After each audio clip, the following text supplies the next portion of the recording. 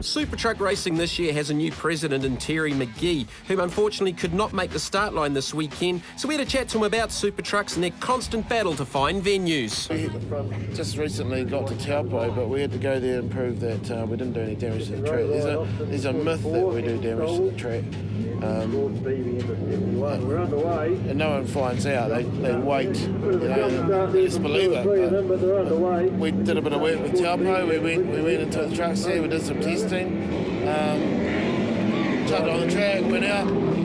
It didn't do what they thought it would do. So they think that we delaminate the corners, but we don't go as fast as supercars through the corners. In fact, we scrub off all the speed before we get there. A speed through most corners is probably down as low as 17 kilometres an hour, We make all our power out of the corner. So race 2 is a split handicap race, putting the fastest trucks off the back of the grid this time. The first group is led away by Ash Hay and Ken Rowe. The second group of trucks 15 seconds behind is led out by Peter Tangi and Troy Wheeler, with Malcolm Little and Shane Gray 5 seconds later. So this should be a bit of fun, with the faster boys this time having to work their way through the field. And Timaru's not the widest of racetracks, so passing it is a little bit at a premium. No, and definitely a bit harder for Ken to get round Ash there when he's 8 metres wide, sideways out of the first corner. It's truck racing, they can only be sideways. Yeah, I've got to say, this young fella, he resides in Aussie now, but he's from Masterton, and I think they do a bit of drifting down there. Here's Malcolm Little already with the run on Troy Wheeler. A little bit of moisture there coming on the windscreen, so that could actually change things a little bit if it starts to get heavier. Well, it'll just make them go more sideways. As you can see on board with Troy Wheeler, there is some rain on the windscreen as Wheeler goes off track off John Jones. Nice save from the man from Clevedon there. He's done a few laps, as old young Troy. There's Shane Gray working him over off the back bumper. Got to say, that's a bit of an ugly sight in the mirror, isn't it? That thing's... Ugly sight or daunting sight?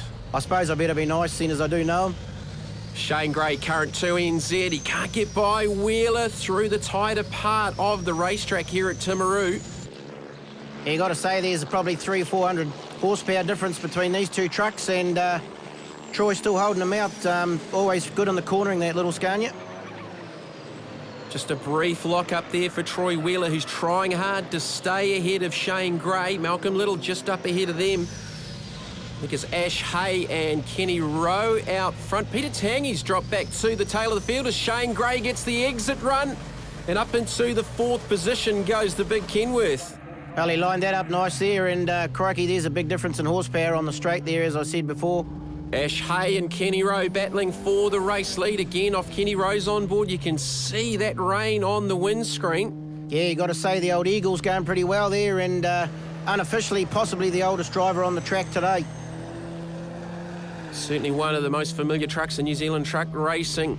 So Ash Hay doing a good job here trying to fight off Kenny Rowe, but the quicker boys are starting to close that gap. And you look just in the back of shot, there is Malcolm Little and Shane Gray with Troy Wheeler trying to stay with the Kenworth.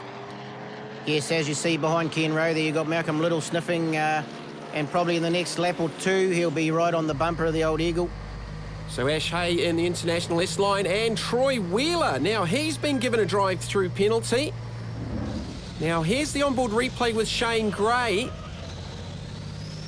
That was Little and Gray. Oh, okay, that's what's happened to Peter Tangi. Troy Wheeler's given him the Liberace down into Castrol. On board with Wheeler, and deposits him stage left. Fairly solid hit there with 3 tonne at the back of one truck and 2.5 at the front of the other. So Tangi copping the drive-through in race number 1. This time it was Troy Wheeler. So back on board with Kenny Rowe. He's still got Ash Hay up ahead of him, but look at that in the mirrors. Malcolm Little, the reigning 1 NZ, down through Castrol, and look for the exit run. Look at the acceleration, and he blows on by the Kenworth. Yes, a little kitty under the bonnet there. She's definitely got all its claws out there, boys. So Ash Hay is the next one to come under the attentions of Malcolm Little, looking for 2 out of 2 for the weekend, but I don't think Ash is going to make it entirely easily, but you'd probably expect that run again off Castrol onto the back straight for Little to make that pass. Yes, dead right. There'll be a bit of difference in horsepower there, and And also Ash is actually running one of Malcolm's old motors, so it's definitely got plenty of grunt under the bonnet as well. So Shane Gray gets up to third with that pass on Kenny Rowe. Malcolm Little starting to monster the back bumper of Ash Hayes International. Sideways out of the hairpin. Lots of body roll, lots of attitude from the leading truck. And you see Malcolm's truck sits a lot flatter on the racetrack. Absolutely, and that keeps the horsepower on the ground, and that's where you want it all. Looking for the run up the inside, maybe under brakes into one, which he does. I thought he was going to maybe just be a little bit more patient and maybe pick him up on the back straight, but he actually did that pretty comfortably in the end, Carl. Yeah, you got to say, little Malcolm, he's sort of, when he puts that helmet on, he's got blinkers on, and with all that grunt, he's definitely a very serious man on the track there. Right, so can Shane Gray get to Ash Hay, who parks the International right in the middle of the racetrack. Gray's going to have to go to the outside, and that's not the preferred line down into John Jones. No, it's not, and as you see there, when they hit the governor, they just sit beside each other and have a little chat, and by crikey, there's... Oh, is the contact there? Gray on the outside. We said that wasn't the best place to be, and around goes the big Kenworth. And that's going to drop him back to probably fourth behind Ken Rowe. Yes, that's definitely not good for his points. And yeah, just a bit of a tap perhaps there. Here's the replay. So he's to the outside of Ash Hay. Pretty hard one to call there, but yeah, just not the best part of the racetrack to be down into John Jones, which is a pretty daunting corner in its own right. On board with Kenny Rowe, that was his look at it, and he was probably laughing on the way past. He might have had a little giggle, yeah. But those trucks are fully loaded around that corner at that speed, so one little tap, you're going to go round. So Malcolm Little on the last lap run, looking for 2 out of 2 for the weekend, heading to the final race here at Timaru at Levels Raceway. We've seen some spectacular action from the first 2 races. There may not be too many trucks, but they're putting on the action on track as Ken Rowe goes back to work on Ash Hay, who locks up a brake. And poor old Kenny couldn't get through there, just not enough room, and... I've got to say, Ashley's definitely punching above his weight this year.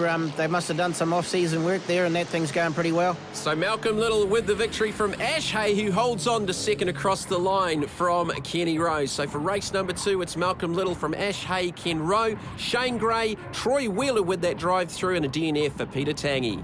Yeah, no, it was just about getting a good start and keeping it clean and tidy. Yeah, not too bad. Guess it's the first time I've been in the top 3 in a championship race, so pretty excited about that, yeah.